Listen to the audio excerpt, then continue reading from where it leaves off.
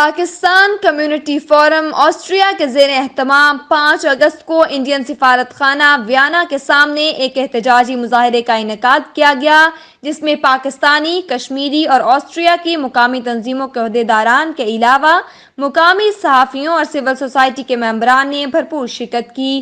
مقررین نے کشمیر کے محاصرہ کا 1 سال مکمل ہونے کے موقع پر بھارتی حکومت کی طرف سے کشمیر میں جاری ظلم و ستم اور جبر و استبداد کی شدید مذمت کی اور بھارتی حکومت سے اقوام متحدہ کی قراردادوں کے مطابق کشمیریوں کو رائے شماری سے اپنے مستقبل کا فیصلہ کرنے کی ضرورت پر زور دیا۔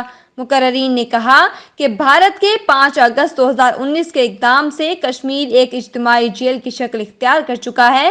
ویانا کا تاریخی مقام "ہم کیا مانگے آزادی، ہم لے کے رہیں گے آزادی، ہم چھین کے لیں گے آزادی" کے نعروں سے گونجتا رہا۔